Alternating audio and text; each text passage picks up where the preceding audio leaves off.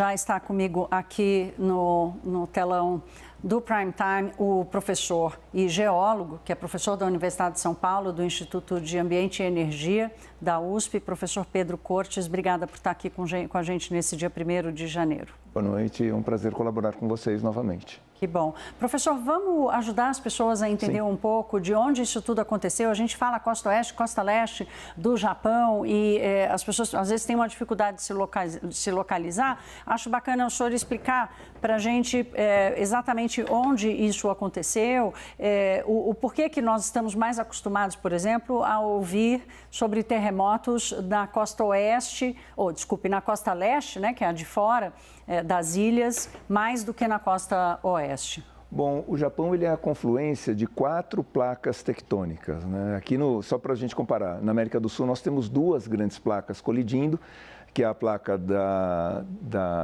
do Oceano Pacífico e a placa da América do Sul. No Japão são 4 placas num espaço bem menor. Então as tensões são muito grandes. É a placa da Eurásia, a placa das Filipinas, a placa do Pacífico e a placa da América do Norte. A maior zona de contato dessas placas se dá nessa região aqui, que é o leste, por isso que normalmente os tremores ocorrem nessa região. Não são tão comuns, não é tão comum a ocorrência na parte oeste, que foi o que acabou acontecendo hoje em Ishikawa. E pelas características desse tremor, que foi um tremor de forte intensidade e longa duração, né, ele mostra que a tensão acumulada nas placas estava muito grande e pela ocorrência de vários tremores na sequência, né, as réplicas, inclusive o governo prevê a ocorrência dessas réplicas ao longo dos próximos dias, a gente percebe que houve um certo acomodamento inicial, né, um alívio dessa tensão, mas a tensão não foi totalmente exaurida, ou seja, ainda há uma tensão entre essas placas e isso faz com que novos tremores possam ocorrer. Portanto, hoje, por exemplo, nós não temos mais o alerta, né, grande para tsunami, mas eventualmente isso poderá ocorrer ao longo dos próximos dias, caso algum desses tremores ele movimente o assoalho oceânico. Na vertical, não precisa ser um movimento muito grande, bastam alguns metros, mas como o volume de água é significativo, isso realmente pode provocar um tsunami e, infelizmente, afetar a costa japonesa, a costa oeste. O meteorologista da CNN fez uma analogia interessante, professor, dizendo que o tsunami se forma como se você jogasse uma pedra numa banheira, né? Uma pedra, e aí ali onde ela cai, as ondas vão se propagando. Agora, a profundidade desse terremoto, de cerca de 10 quilômetros, ela é considerada profunda, é muito rasa na avaliação dos terremotos em geral e, dependendo da resposta, qual é o efeito esperado, se é mais grave ou não? Na verdade, é um terremoto de profundidade média. Ele não é tão profundo, há tremores que ocorrem em profundidades maiores e o fato dele ocorrer, né, relativamente próximo à superfície, 10 quilômetros, comparando assim, a dimensão das placas é uma espessura pequena, isso faz com que essas ondas de choque sejam mais intensas. Então, uma coisa que conta não é só a intensidade do tremor em si, mas a profundidade onde ele ocorreu. Caso ele tivesse ocorrido a uma profundidade, por exemplo, de 20, 30 quilômetros, isso faria com que essas ondas de choque fossem se dissipando um pouco antes de chegar na superfície e causar todo esse tremor. Então, essa condição, uma tensão prolongada entre as placas, né? Uma duração significativa do tremor. O que é uma duração significativa, professor? Normalmente um tremor ele ocorre durante 10, 15 segundos, não mais do que isso, mas esse tremor ele foi cerca aí de vários minutos, né, de tremor significativo e depois nós tivemos as réplicas se manifestando. Foram mais de 30. Exato. Então isso mostra que as tensões ainda estão se ajustando, né? Nós temos ainda as placas ainda se ajustando, porque o que acontece? Essas placas elas vão se pressionando uma contra a outra, as rochas vão acumulando uma tensão muito grande e quando as rochas não conseguem suportar mais essa tensão, ocorre um fraturamento e a partir daí as ondas de choque chegam até a superfície provocando tudo isso. Então, um tremor, quanto maior a duração dele, mais raso, né? Não tão profundo esse, e com uma magnitude elevada, os danos são bastante significativos. Infelizmente, nós estamos no começo de uma tragédia, porque a partir de agora é que as forças, né, de segurança, as equipes de apoio vão levantar exatamente todos os danos provocados nas edificações e também começar a identificar as pessoas que foram, que vieram, infelizmente, a morrer ou que estão feridas nos escombros. Nos destroços, nos escombros. Professor, falando dessa intensidade, né, nós vamos dividir com vocês imagens, por exemplo, das pessoas que estavam na estação de trem, né, que já estão no subterrâneo, ou seja, e ainda assim tem que procurar abrigo, tem que se agachar, e até para não correr o risco de cair, tem que se agachar, os trens param, né, é como se o país inteiro parasse. E vamos dar uma olhada aqui no telão. As imagens estão já, e eu já tenho aqui uma imagem de um convidado especial que vai estar com a gente daqui a pouco, mas as imagens das pessoas se agachando realmente você numa estação de metrô ainda teve algum corajoso ali que resolveu descer a escada. E não é só o professor Pedro Cortes que está conosco hoje, Márcio Gomes, que é o âncora do CNN Prime Time, está de folga nessa semana do 1º de janeiro, do ano novo. Está até de barba, um pouquinho de barba. Márcio, que bom tê-lo conosco aqui, meu caro. Infelizmente, para uma situação de medo e tensão, mas o fato de você ter morado no Japão por 5 anos nos dá o privilégio de ouvir exatamente como é essa preparação, né? Por que no Japão as pessoas acabam, mesmo que seja por segundos, conseguindo minimamente se proteger. Bem-vindo, a casa é sua.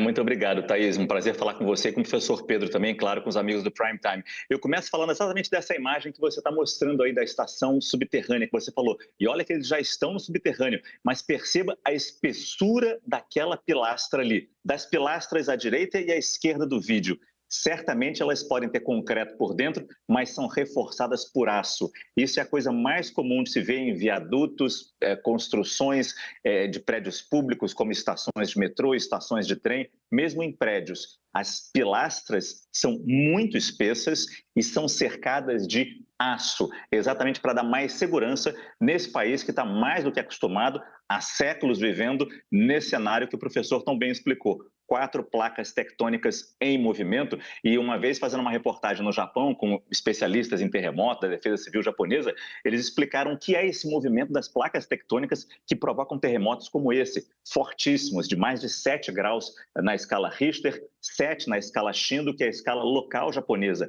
É o pico da escala. É como se fosse o crescimento de uma unha. Você tem uma placa tectônica desse lado, você tem outra placa tectônica desse lado aqui. Imagina uma unha crescendo e uma tocando a outra, na velocidade do crescimento de uma unha. E isso vai se passando, às vezes, meses, anos, décadas, até que uma unha, de repente, no que está num atrito, sai o atrito. E há esse rompimento. Isso é o terremoto. Se estiver embaixo da terra, vai gerar as ondas que provocam o terremoto. Quanto mais próximo à superfície, como o professor Pedro, como sempre, ótimo entrevistado, é um prazer tê-lo aqui no nosso Prime Time, também explicou, quanto mais próximo da superfície, maior o efeito a ser sentido desse terremoto. Se for embaixo, se for uma placa tectônica, digamos, no solo do oceano, aí você cria fatalmente um movimento do mar que pode dar origem, sim, a um tsunami. Mas como a Mariana Janjacamo também, que abrilhanta, como sempre, o nosso Prime Time, também explicou, esse alerta de tsunami já foi reduzido, mas é preciso ficar atento, porque esses tremores secundários, que podem criar mais riscos, eles tecnicamente são secundários a esse tremor principal do dia 1º de janeiro, 4 horas da tarde, hora local no Japão, durante um mês. São considerados réplicas, tremores secundários. É claro, é preciso se analisar isso direito, mas depois de um mês é que se considera um novo terremoto, não mais relacionado a esse primeiro tremor do dia 1º de janeiro, Thaís. Márcio, eu estava relembrando aqui o que aconteceu no terremoto de Sendai em 2011 e houve terremotos 4, 5 anos depois que as autoridades diziam não é um novo terremoto, né? É mais uma acomodação. Então, Márcio, vamos ouvir juntos aqui do professor sobre esse movimento das unhas, como disse, essa analogia também interessante que o Márcio divide com a gente, professor.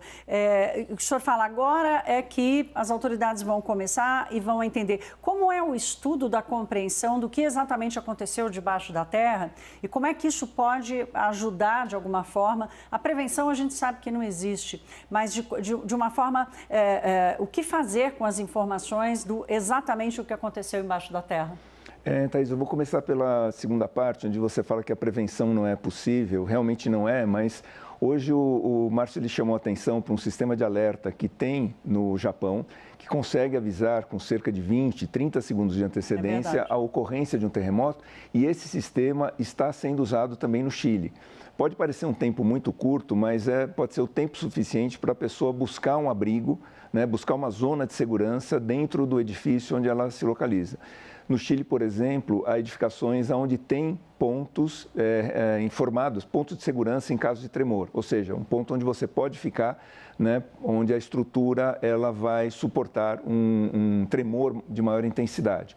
Esses estudos, eles são feitos exatamente por conta das ondas desses terremotos, desses tremores, né? E eles ocorrem no planeta todo, todos os dias, não necessariamente nessa intensidade, às vezes até com intensidade um pouco maior, mas em zonas muito afastadas, em ilhas oceânicas. E essas ondas de choque, elas acabam viajando no planeta todo. Então, por meio do estudo, né, com sismógrafos em diferentes países, é possível determinar como foi exatamente esse tremor e qual o impacto que ele gerou e a possibilidade de novos tremores virem a ocorrer. É um estudo geofísico que vem subsidiar o entendimento geológico da situação nessa região específica, por exemplo. A primeira vez que eu estive no Japão, já em 2009, aconteceu, a guia nos falou, eu me senti um pouco mal, assim, me deu uma sensação como se fosse tivesse perdido um pouco o chão, né? Como se tivesse perdido o chão, e a guia falou, sentiu alguma coisa? Eu falei, senti um mal-estar, porque aconteceu um terremoto. Eu falei, eu não sei se eu tenho preparo emocional, é óbvio que quando eu morasse lá, como o Márcio morou tantos anos. Agora, Márcio, eu queria te ouvir exatamente sobre esses 20 segundos, esses 30 segundos e também sobre o serviço que fala com brasileiros, né? São mais de 200 mil brasileiros que moram lá, quer dizer, essa é uma atenção que também salva vidas. Sem dúvida nenhuma, a prevenção que todos fazem, as crianças fazem na escola, as pessoas fazem nas suas empresas, nas suas fábricas, nos seus escritórios, em prédios residenciais, você é orientado a saber quem mora perto de você, não apenas para buscar ajuda, mas também para ajudar em caso de terremoto, se é um vizinho mais idoso, para ir lá no caso de tremor e retirá-lo de casa, se for o caso, ou pelo menos quando o tremor passar, saber como ajudá-lo ali. Uma coisa que chama muita atenção também, Thaís, é como o país foi se preparando de novo ao longo dos séculos nesse cenário que o professor também nos explicou, das placas tectônicas sempre em contato. Sempre vai acontecer terremoto, sempre vai acontecer vulcão, sempre vai acontecer tsunami, sempre vai acontecer tufão. É um país que tem todos, joga para o alto, vai cair sempre algum evento extremo ali acontecendo no Japão, alguma tragédia natural. E eles se preparam para isso. E uma das preparações chama muita atenção para nós brasileiros, principalmente, falando do tsunami que poderia ter acontecido e, graças a Deus, que não aconteceu, pelo menos não como a gente viu de forma tão intensa em 2011 na região de Fukushima, como você bem destacou no terremoto de Sendai, mas as construções das cidades japonesas em geral, aqui no Brasil a gente está sempre à beira-mar, sempre buscando os prédios com vista para o mar, Avenida Vieira Soto, Boa Viagem, nas grandes cidades brasileiras e litorâneas, na costa, é sempre uma maravilha morar de frente para o mar.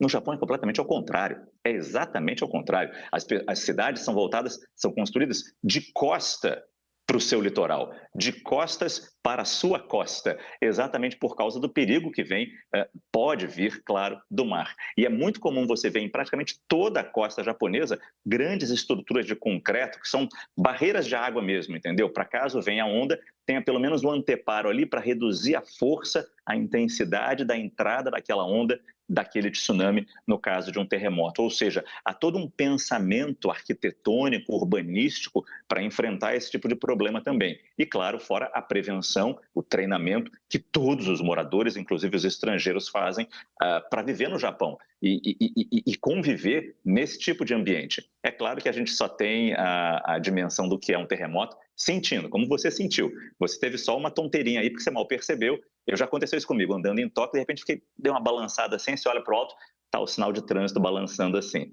Ou seja, estava acontecendo um terremoto ali. Mas às vezes é fraco. Quando ele é um pouco mais forte, você está em casa, você só ouve primeiro os quadros baterem. Tá, tá, tá, tá, tá, tá, tá, tá, tá, tá, tá. Depois a estrutura do prédio ranger. E você, o professor falou, às vezes dura 20 segundos, 30 segundos, 1 minuto, para a gente dura meia hora. Para quem está a primeira vez enfrentando esse cenário que a gente está vendo nas imagens aí, tudo tremendo ao redor, dura meia hora, 1 hora. É o sentimento, é a sensação que a gente tem. Mas você acaba confiando. Você acaba confiando na estrutura, no treinamento, na prevenção que eles fazem há séculos. E a cada tremor, como acidente de avião, tem um aprendizado por trás. Então você acaba vivendo de maneira mais segura, apesar de tanta insegurança. Eu acho que você tocou num ponto-chave, Márcio, que é falar sobre a segurança do sistema, né? Que é um pouco o que o professor ressaltou aqui, que já acontece, por exemplo, no Chile. Não é exatamente uma prevenção, porque não tem como antecipar que vai acontecer um terremoto, né? Professor, tantas vidas teriam sido salvas em outros terremotos muito mais letais, em locais que não têm esse preparo. A gente viu ano passado, daqui a pouco vamos ver com mais detalhes, no Marrocos, também na Turquia, na Síria. Qual é a evolução que essas técnicas e esse estudo têm hoje para aumentar essa segurança de que, olha, se você vir um ponto que é para parar ali, você pode parar que não vai acontecer nada? Veja, vou tomar como exemplo o Chile, né? O Chile teve em 1960 o tremor de terra mais forte registrado, que foi em Valdívia, com nível 9. Isso levou à morte de aproximadamente 200 mil pessoas, seja pelo tremor em si, seja pelo tsunami provocado. A partir daí, dos anos 60, o Chile foi desenvolvendo toda uma técnica de renovação das suas estruturas, dos seus edifícios, de tal forma que os edifícios, em grande parte, têm uma resistência muito grande a tremor de terra, né, aos terremotos. Eu até comentava hoje em casa que teve um tremor de nível 7 há alguns anos. Eu entrei em contato com um professor amigo meu, perguntando se estava tudo bem, e ele fez um pouco de piada com a situação. Ele falou, não, 7,5 para a gente não tem problema nenhum, nós estamos totalmente acostumados, né? Aí uma outra professora me disse o seguinte, falou assim, a gente só fica preocupado aqui no Chile quando o tremor de terra provoca falta de energia elétrica. Aí é sinal de que ele foi muito intenso e que a infraestrutura foi prejudicada. Ou seja, os países onde isso ocorre, né, seja no Chile, nos Estados Unidos, né, na costa oeste, no Japão, eles têm se preparado ao longo de décadas para o enfrentamento desse tipo de situação. E uma coisa que chama muito a atenção no caso do Japão é o treinamento e o suporte que as pessoas têm para onde elas devem se deslocar quando ocorre um terremoto. Então, hoje mais cedo, aqui na CNN, 2 brasileiros estavam dando o seu testemunho e disseram que, por aplicativo, eles já sabiam para onde se deslocar, quais eram os pontos onde eles podiam se deslocar, e eles foram para uma escola onde eles receberam água, alimentos, cobertores, enfim, todo o apoio necessário para o enfrentamento dessa situação. Isso me faz lembrar das tragédias que a gente tem enfrentado aqui no Brasil, principalmente com chuvas intensas, aonde vidas poderiam ter sido poupadas se esse tipo de pensamento tivesse sido implantado. Ou seja, avisar as pessoas, falar assim, olha, qual é a rota de fuga? E são eventos previsíveis no caso do Brasil, porque são eventos climáticos. Então, às vezes, com 1 semana de antecedência, já se sabe que vai chover muito em determinadas áreas. Então, esses avisos poderiam ser dados e os centros de acolhimento já estarem ali preparados para receber essa população durante vários dias até que o nível da água abaixasse. Então, nós temos aí um aprendizado muito grande que pode tomar como exemplo o que vem acontecendo hoje no Japão. O Japão, assim como outros países, não consegue identificar com antecedência, né, assim, de dias, a possibilidade de ocorrência de um terremoto, no máximo alguns segundos. Mas a infraestrutura de acolhimento das pessoas pós-evento está pronta e isso pode servir de exemplo para a gente aqui no país. A agência Reuters acabou de fazer uma correção no número de mortos. A gente falava agora há pouco em 6 mortos, houve uma correção para 5 mortos, né? E pensando no tamanho de outras tragédias que já aconteceram no próprio Japão, muitas vidas foram poupadas. Márcio, o professor citou aqui o caso de 2 brasileiros. Eu queria te ouvir sobre isso, porque eles moram numa região montanhosa, temperaturas negativas, um frio danado, e um deles disse: olha, minha família estava fora e eu estava tirando um cochilo. E quando começou a tocar tudo dentro de casa, o radinho, a televisão, o aplicativo, eu saí de chinelo e short para a rua, né? Só que a temperatura de menos 5 graus. Então, eu queria ouvir o teu testemunho sobre esse time, né? De você receber, se leva tempo você saber que você está correndo o risco do terremoto, mas você também corre risco se você sair à rua com temperaturas negativas de short e chinelo. Então, é um aprendizado que passa pela inteligência emocional, talvez. É o treinamento que você tem. Quanto mais treinado você está, quanto mais entendendo o ambiente que você vive, mais preparado para reagir você está. E uma orientação que a gente sempre recebia, pelo menos em Tóquio, era, e diferentemente de outros países, o Japão é muito preparado, e se a gente olha o número de mortos em terremotos dessa magnitude, ou muitas vezes menores do que esse, de 7,5, 7,6 na escala Richter, 7 na escala Shindo, é o topo da escala Shindo japonesa, você percebe que tem muito mais mortes, como houve na Turquia, como houve em terremotos no Irã, mesmo na China. Por quê? Porque o Japão é preparado para isso. Desculpa desviar um pouco desses 5 mortos agora que você trouxe, eu estava vendo nos jornais japoneses, pelo menos 2 morreram de ataque cardíaco, ou seja, não foi nem porque eles foram atingidos por pedaços do prédio onde eles estavam, da casa desmoronando em cima deles. Foi o susto. Podiam ser muito idosos e assusta mesmo. Por mais preparado que você esteja, assusta. 2 desses mortos teriam sido por ataque do coração. No tsunami de 2011, na região de Fukushima, o terremoto de Sendai, foram quase 20 mil mortos. Quase nenhum foi vítima do tremor de terra. A maioria esmagadora morreu por causa do tsunami que entrou. Ou seja, a prevenção funciona. A prevenção salva vidas. O treinamento que deve ser dado aos moradores, às autoridades que precisam entender como fazer esse treinamento, isso salva vidas. E isso vale para qualquer tragédia no mundo inteiro, inclusive aqui para o nosso país, quando de vez em sempre, nós temos chuvas fortíssimas, deslizamentos de terra, alagamentos, e a gente não tem a população entendendo sequer para que serve a sirene que está tocando lá no alto. E quando entende, não confia no que está sendo dado ali. Porque já houve um erro antes. Semana passada tocou a sirene e não deu em nada. Eu tenho medo de deixar minha casa. Olha quantos problemas a gente tem, ou que relatam, ou que retratam muito bem a falta desse treinamento. Mas falando dos estrangeiros, esse é um ponto importantíssimo. E eu confesso que eu nunca tinha visto uma TV local fazendo esse tipo de coisa que você mostrou na reportagem, Thaís. A Mariana mostrou na reportagem. Um cartazinho sendo lido com uma pessoa em português. Há muitos estrangeiros morando no Japão e o japonês é uma língua difícil para se aprender em pouco tempo. Existe uma barreira linguística ali. Imediatamente, assim que acontece um terremoto, a TV pública, a NHK, é obrigada a tirar a programação do ar e dar informações direto, 24 horas, o tempo que for necessário sobre aquele terremoto. Os pontos atingidos, a intensidade, fuga, para onde as pessoas têm que sair, o que está acontecendo em outros locais. Isso fica piscando direto na tela. Quando a programação volta ao normal, ainda assim, fica um bom pedaço da tela tomado, como vocês estão vendo aí, com o mapa do Japão piscando na região que foi atingida, em vermelho a região mais atingida, próxima ao epicentro, em amarelo outras áreas de risco. E ali, essa imagem que eu nunca tinha visto, uma pessoa com um cartaz em português, mostrando para as pessoas estrangeiras, brasileiras que estão ali naquela região, saiam. E, de novo, a informação, nesse caso, salva vidas também. E o nosso trabalho, nesse momento, é fundamental. Tudo pode sair do ar, como o professor falou, se o terremoto destruiu um poste de energia, destruiu uma torre de comunicação, não tem telefone celular, é muito grave. Mas a televisão, o trabalho jornalístico é fundamental para salvar a vida dessas pessoas, orientá-las para o que fazer numa situação como essa.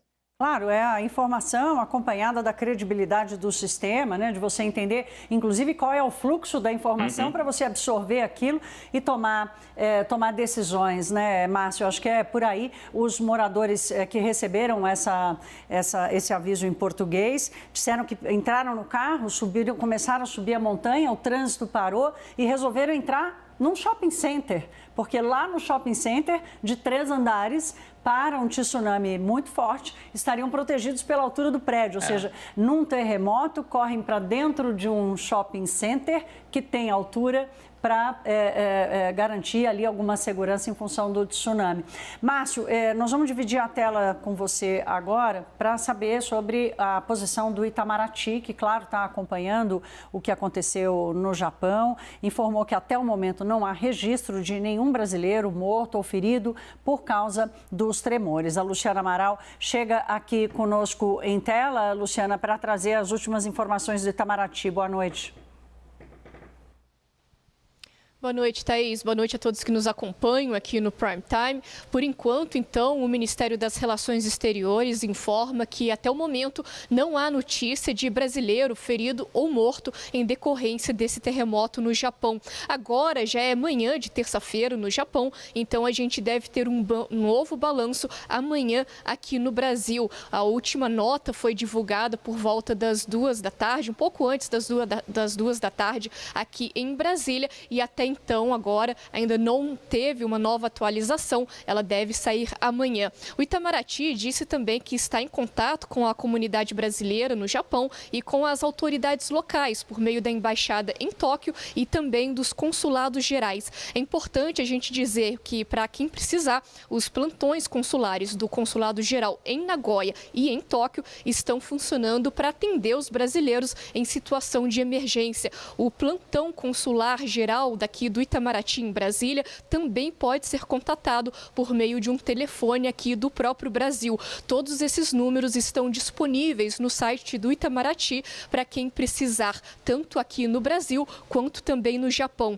Em nota, o Itamaraty também afirmou que o governo brasileiro expressa solidariedade ao governo e ao povo do Japão pelas vítimas, pelas pessoas afetadas e também pelos danos causados pelo terremoto.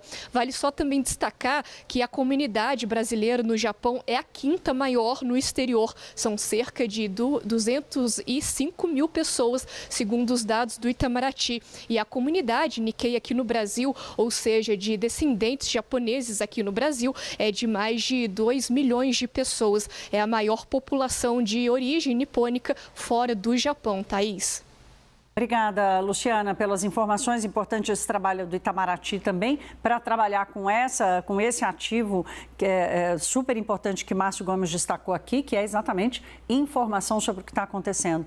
Luciana, obrigada, boa noite. Márcio, meu caro, volte para sua folga, tenha um bom jantar com a sua família, em terra firme, né, perto do mar, que é onde você gosta de estar. Bom descanso para você. Márcio volta na quarta-feira, no dia 3 de janeiro. Estamos cuidando... Ah, não, você não volta, você ainda vai tirar uns dias de férias, né? Agora que eu lembrei.